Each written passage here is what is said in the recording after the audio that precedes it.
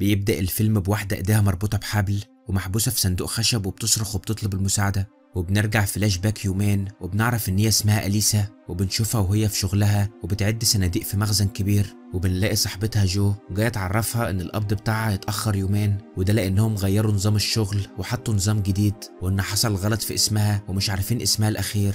وإليسا بتعرفها انها غيرت اسمها من 5 سنين، ولما جو بتسألها ليه عملت كده، إليسا بتعرفها ان دي حكاية كبيرة وهتحكي لها عليها بعدين. ولما جو بتعرض عليها ان هي تسلفها فلوس لحد ما القبض بتاعها ينزل، إليسا بترفض وبيفضلوا يهزروا مع بعض، وجو بتقول لها ان هي عازماها على الغدا وبالمرة تحكي لها ليه غيرت اسمها، لكن إليسا بتعتذر لها وبتعرفها ان هي مستعجلة لانها لازم تروح تجيب ابنها مالكوم من المدرسة. وفي مكان تاني بنشوف واحد اسمه فيكتور داخل ورشة تصليح عربيات، ولما بيندع على واحد اسمه ستيفن بيتوتر وبيكون متضايق ان هو جاله الورشة، وبنعرف ان فيكتور ده لسه خارج من السجن بعد ما اتحبس فيه 8 سنين، وان هما الاتنين كان في شغل وفلوس بينهم قبل ما فيكتور يدخل السجن.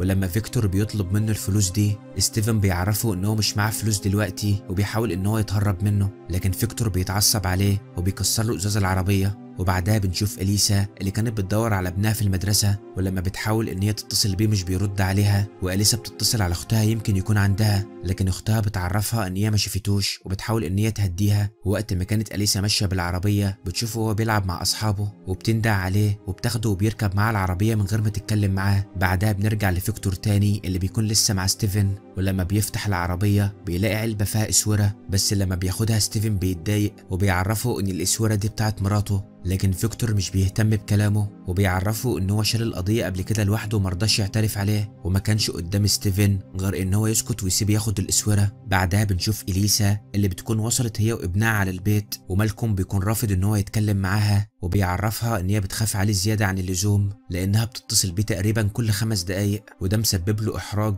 بينه وبين اصحابه. وبنعرف ان مالكوم عايش مع امه بعد ما ابوه سابهم وهرب، وان من كتر امه ما كانت خايفة عليه كان حاسس ان هو كاره الدنيا كلها. بعدها بنشوف فيكتور وهو بيراقب اخت إليسا من بعيد، وكان من الواضح كده ان هو يعرفها كويس. وتاني يوم مالكوم بيصحى من النوم بيلاقي امه عامله له مفاجأة، وكانت جايبه له كوتشي رياضي هدية علشان تصالحوا بيه، ومالكوم بيكون فرحان جدا وبيمسكه علشان يتفرج عليه، لكن فجأة بيلاقي جهاز تتبع جوه الكوتشي وبيتضايق جدا وبيطلب من امه ان هي ما تعملهوش كانه عيل صغير، لكن إليسا بتعرفه ان هي بتعمل كده غصب عنها لانها بتحبه وخايفة عليه جدا، وكان من الواضح كده انها كانت خايفة على ابنها من شيء هو ما يعرفوش. وبعد كام يوم بنشوف أليسا وهي في شغلها، وجو صاحبتها بتروح لها وبتتكلم معاها وبتطلب منها انها تهتم بحياتها اكتر، وان مش معنى ان جوزها سابها وهرب انها ما تتجوزش تاني وتعيش حياتها. ولما جو بتعرفها ان في واحد قريبها حابب ان هو يتعرف عليها، أليسا بترفض الفكرة كلها وبتعرفها ان هي عايشة علشان ابنها وبس. وبعد شوية اختها بتتصل بيها من رقم غريب وبتعرفها ان تليفونها وشنطتها اتسرقوا،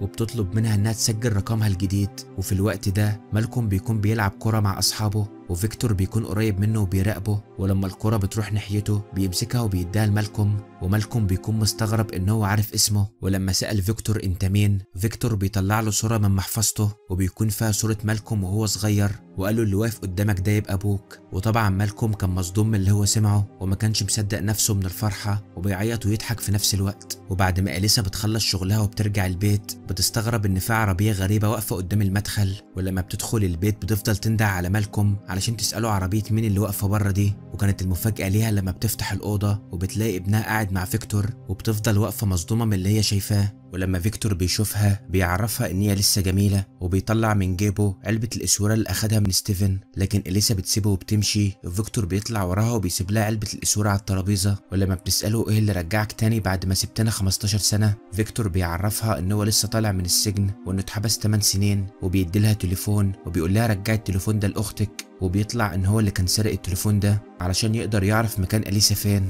وإليسا كانت حاسة ان هي في كابوس، وفيكتور بيحاول ان هو يقنعها ان هو اتغير بعد ما دخل السجن، وان اول حاجة فكر فيها لما طلع ان هو يدور عليهم علشان يعوضهم على كل اللي عمل فيهم قبل كده، لكن إليسا بترفض ان هم يرجعوا لبعض تاني، وبتعرفه ان هي دلوقتي بتشتغل وعايشة علشان ابنها وبس. وفيكتور بيترجاها ان هي تديله فرصة اخيرة، وبيعزمها ان هي تخرج تتعشى معاه وياخدوا مالكوم معاهم، وقال لها لو حسيت ان انا لسه ما اتغيرتش سيبيني وامشي وانا اوعدك ان مش هتعرض لك تاني. واليسا ما كانتش عارفه تعمل ايه، وبتدخل الحمام وبتتصل باختها وبتعرفها ان فيكتور رجع وهو اللي كان سارق تليفونك، لكن اختها بتحذرها منه وبتقول لها اوعي ترجعي له، وبتبدا ان هي تفكرها باللي عملوا فيها زمان وقت ما كسر لها ضلوعها ومناخيرها والاسعاف جه خدها وكانت بين الحياه والموت. واليسا بتفضل تبكي وما كانتش عارفه تعمل ايه، بس في الاخر بتقرر ان هي تروح تتعشى معاه. وبعد كده بنشوفهم وهم قاعدين في المطعم، فيكتور بيبدأ يتكلم مع مالكوم وبيعرفه ان هو بيحب امه من وقت ما كانوا مع بعض في المدرسة، وبيطلب منه ان هو يسامحه لانه سابهم طول السنين دي لوحدهم. ولما فيكتور بيمسك ايديها بيتفاجئ ان هي مش لابسة الدبلة بتاعته، واليسا بتعرفه ان هي غيرت حياتها كلها بعد ما سابهم ومشي، وان مش سهل ان هو يرجع لها بعد 15 سنة ويلاقيها مستنياه زي الاول.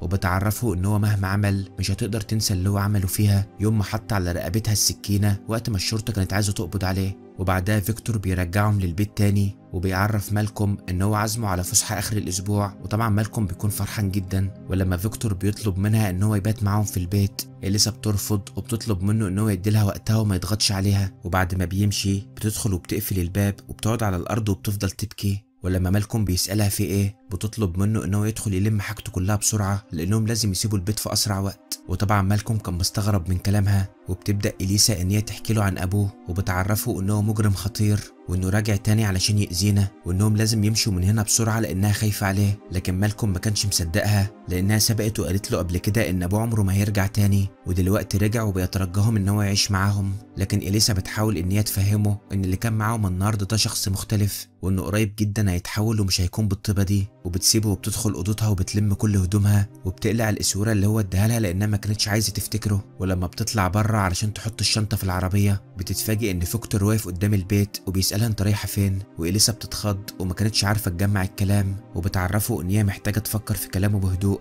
علشان كده هتاخد مالكوم ويروحوا يقعدوا كام يوم في مكان هادي. لكن فيكتور بيبص لها بكل غضب لانه كان متاكد ان هي بتكذب عليه. ولما مالكوم بيطلع لهم وبيطلب منهم ان هم يدخلوا، فيكتور قال له ان هو يتمشى معاه شويه ومش هيتاخروا. وطبعا اليسا كانت خايفه ومرعوبه منه، ما كانتش عايزه تروح معاه في اي مكان، وكانت الصدمه ليها لما بيعرفها ان هو معاه سلاح وقال لها لو ما جيتيش معايا هقتل ابنك قدام عينك. وطبعا ما كانش قدامها غير ان هي تروح معاه علشان تنقذ ابنها. وبعد كده بياخدها وبيروحوا اوضه في فندق وبيقول لها ليه عايزه تهربي مني مع اني وعدتك انها هتغير.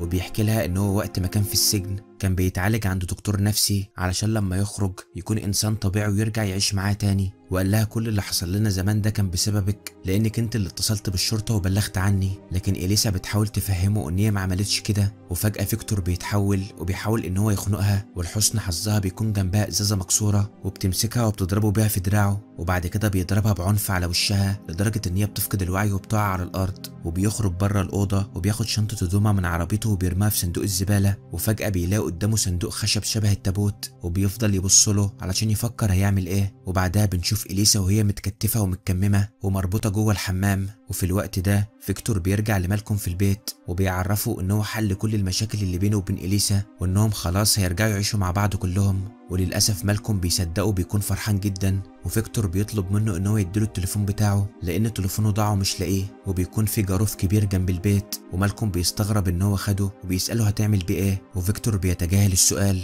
وبيعرفه ان هو خارج مع امه شويه وهيرجعوا تاني على طول. وبعدها اخت اليسا بتفضل تتصل بيها لكنها ما كانتش بترد عليها، ولما بتتصل بمالكوم التليفون بيكون مع فيكتور وبيقفله. وبعد كده بيرجع لاليسا وبياخدها وبيركبوا العربيه وبيفضل ماشي بيها لحد ما بيروحوا المكان مهجور. وفيكتور بيفضل يضحك واليسا كانت مرعوبه منه. وفجاه بتفتح باب العربيه وبترمي نفسها وبتفضل تصرخ علشان اي حد يجي ينقذها، لكن المكان اللي هم فيه ما كانش فيه اي حد.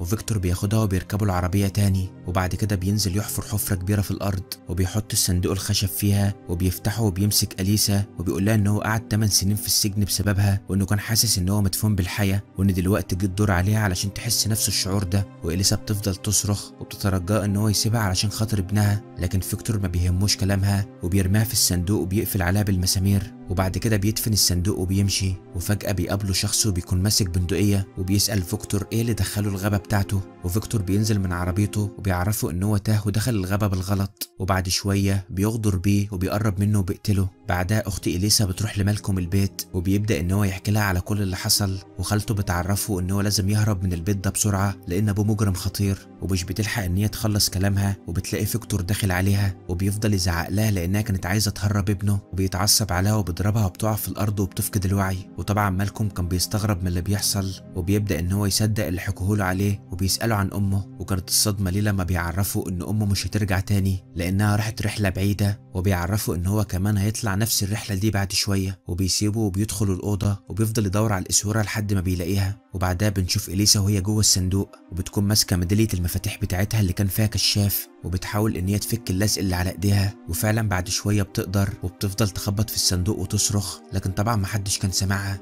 ولما بتلاقي ان في خرم صغير موجود في الصندوق بتفضل تحفر فيه بالميداليه لحد ما بتقدر تكسر جزء منه، وبتفضل مكمله لحد ما بتفتح جزء اكبر، وبتقدر ان هي تطلع من الصندوق وبتكتب لها عمر جديد. وفي الوقت ده فيكتور بيكون عايز ياخد مالكوم ويمشي، ومالكوم بيفتكر الكوتشي اللي امه كانت جايبهوله وبيلبسه لانه كان فيه جهاز تتبع. وبعد كده بيركب مع فيكتور العربيه، ولما بيشوف ان في آلات حد على الكنبه بيكون خايف ومرعوب وحس ان ابوه عمل حاجه في امه. وبعد شويه بيجي رساله على موبايل اليسا اللي كان مع فيكتور، والرساله دي كانت من صاحبتها جو لانها كانت عايزه تطمن عليها. وفيكتور بيفتكر ان جو ده راجل وبيدي الموبايل لمالكوم لانه كان سايق، وبيخليه يكتب رساله لجو ان هي ما تتصلش بالرقم ده تاني. بعدها بنشوف اليسا بعد ما قدرت انها تطلع من الصندوق وبتفضل ماشيه على الطريق لحد ما بتلاقي عربيه واقفه ومنوره، بس كانت الصدمه ليها لما بتقرب منها وبتلاقي ان صاحب العربيه مقتول ومرمى على الارض، وبيطلع ان هو ده الشخص اللي فيكتور قتله، وما كانش قدامها غير ان هي تاخد العربيه دي علشان تهرب من المكان. وبعد كده بتروح على بيت جو وبتحكي لها على كل اللي حصل.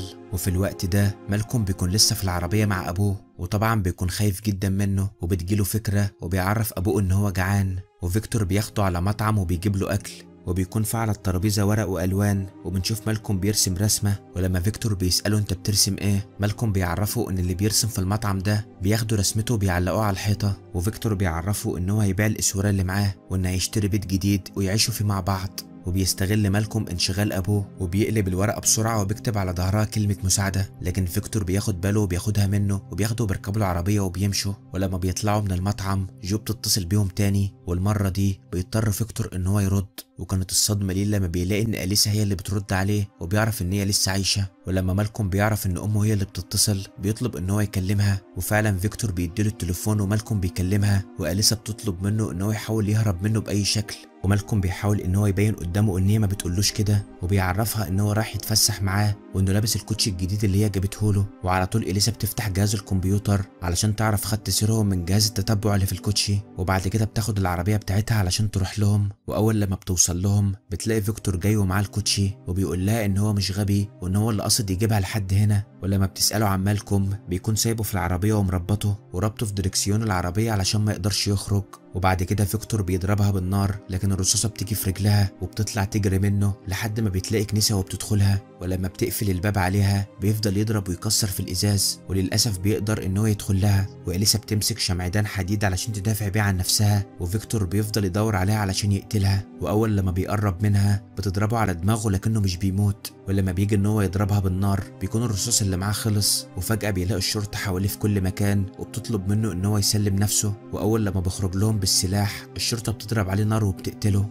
وبعدها بيقدر مالكوم ان هو يفك نفسه وبيخرج من العربيه وبيجري على امه، وبيشوف ابوه وهو مقتول وواقع على الارض، وامه بتحضنه وبتعرفه ان هو دلوقتي بقى في امان. وبعدها بيعدي شهر وبنشوف اليسا وهي لابسه فستان جميل وكانت بتجهز نفسها لان عندها ميعاد، وبنشوف صاحبتها جو اللي كانت جايبه قريبها علشان يتعرف عليها. وبعد شويه بيرن الجرس واليسا بتفتح الباب وبتلاقيه جاي وكان معاه ورد، وبيكون مبهور بجمالها وبيعرفها ان هو جه في الميعاد، وبيخلص الفيلم على كده. لو كنت مكمل معايا لحد الوقت ده فاكيد ملخص الفيلم عجبك، فيا ريت ما تبخلش عليا باللايك والاشتراك في القناه علشان تتابع معايا اقوى ملخصات الافلام، واشوفكم في فيلم جديد، ويلا سلام.